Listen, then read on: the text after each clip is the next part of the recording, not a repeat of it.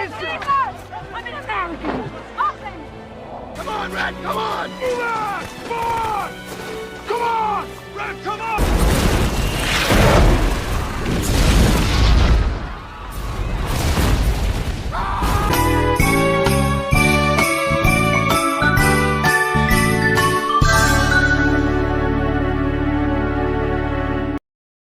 Film Tears of the Sun menceritakan satu tim pasukan khusus Angkatan Laut AS yang melakukan misi penyelamatan di wilayah Afrika. Saat itu, Nigeria tengah mengalami kekacauan dan kerusuhan akibat permasalahan antar etnis. Perang saudara dan aksi kudeta militer menyebabkan banyak korban jiwa. Mustafa Yakubu adalah seorang jenderal yang memimpin kudeta pemerintahan Presiden Samuel Azuka.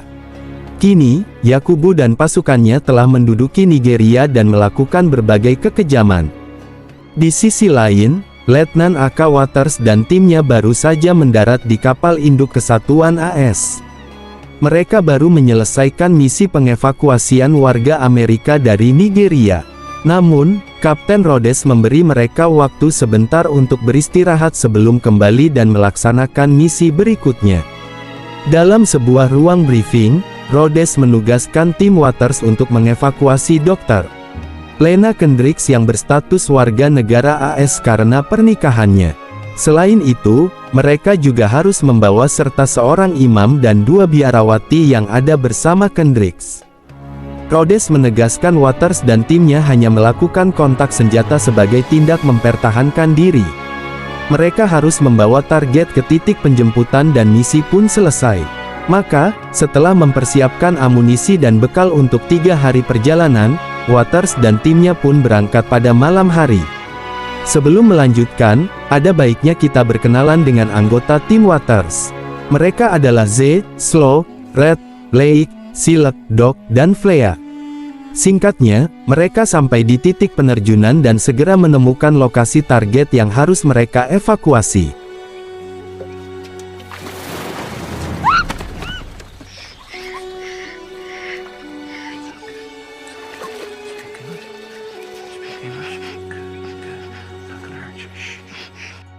Waters mendapati Lena yang tengah melakukan operasi dan menyampaikan maksud kedatangannya. Sebagai dokter, Lena baru menemui Waters setelah menyelesaikan operasinya. Kemudian, Lena menolak jika ia harus pergi bersama tim Waters dan meninggalkan para pengungsi di tempat ia berada kini. Waters berusaha memberi pengertian bahwa target misinya hanya Lena, sang imam, dan kedua biarawati.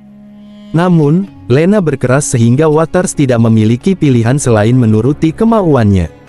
Keesokan harinya, mereka mengumpulkan para pengungsi yang sehat dan mampu melakukan perjalanan jauh untuk berangkat menuju titik penjemputan.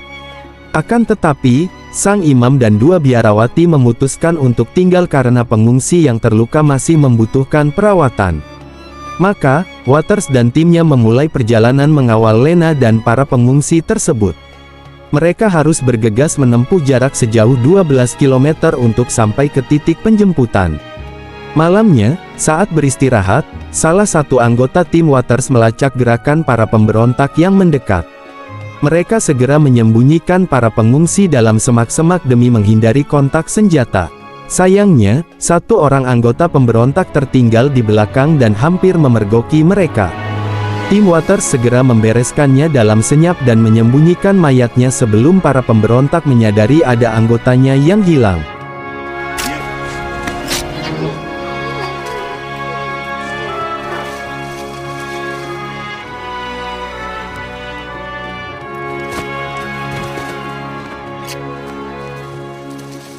Lena memperingatkan bahwa para pemberontak tersebut menuju ke kamp pengungsi yang telah mereka tinggalkan. Namun, Waters memutuskan untuk tetap melanjutkan misinya menuju lokasi penjemputan. Dugaan Lena benar. Para pemberontak sampai ke kamp pengungsi dan membantai semua orang di tempat itu, termasuk sang imam dan kedua biarawati yang masih berada di sana. Sementara itu, Waters dan rombongannya tiba di lokasi penjemputan. Sayangnya, hanya satu helikopter yang mendarat di tempat itu dan terbongkarlah rencana Waters yang sebenarnya. Waters memaksa Lena memasuki helikopter dan meninggalkan para pengungsi di tempat itu. Lena sangat marah mengetahui hal itu, tetapi ia pun tak mampu berbuat apa-apa. Setelah seluruh timnya memasuki helikopter, mereka pun mengudara dan meninggalkan para pengungsi yang putus asa di sana.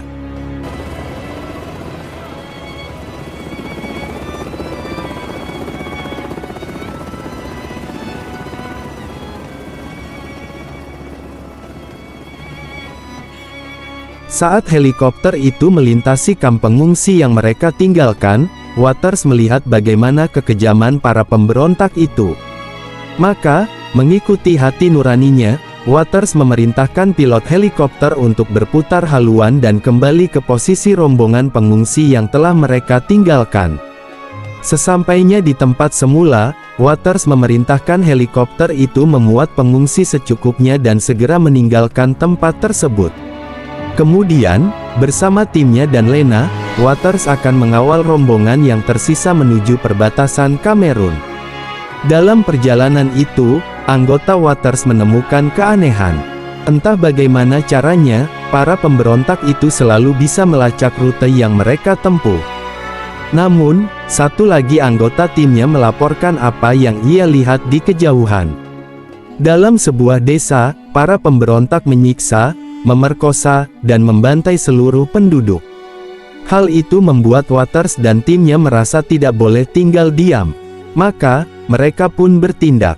Dengan skill dan strategi yang efektif, Waters dan timnya berhasil menyelinap dan menghabisi para pemberontak di desa itu.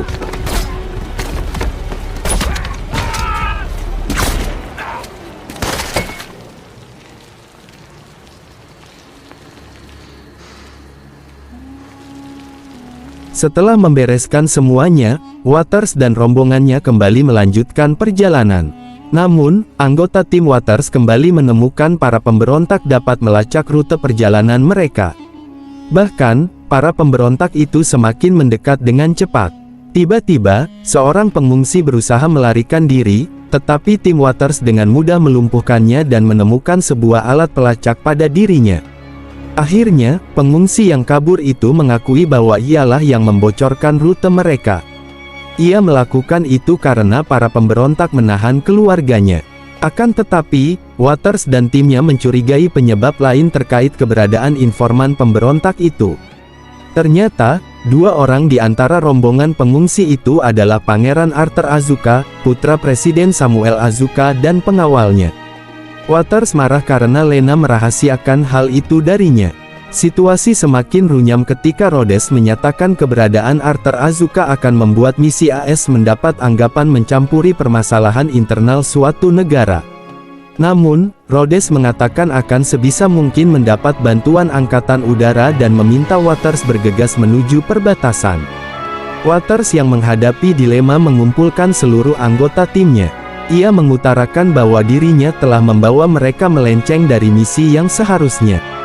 Dengan itu, ia telah menempatkan seluruh anggota timnya dalam bahaya. Lalu, Waters juga membebaskan mereka jika ingin pergi, sementara ia akan tetap melanjutkan pengawalannya menuju perbatasan Kamerun. Ajaibnya, seluruh anggota tim itu memutuskan tetap mengikuti perintah sang letnan.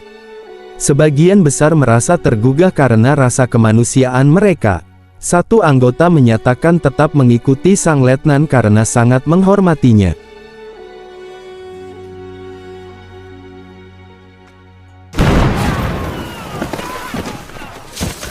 Maka, 8 orang tentara khusus itu pun harus menghadapi gempuran para pemberontak yang jumlahnya jauh lebih banyak.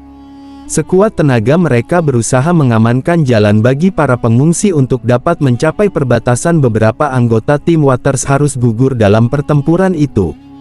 Di antaranya adalah Slow, Lei, Flea, dan Silek. Waters dan anggota timnya yang tersisa berusaha bangkit dan tidak meninggalkan satu sama lainnya. Di saat-saat terakhir, pesawat-pesawat tempur AS membombardir pasukan pemberontak dan mengakhiri perburuan mereka.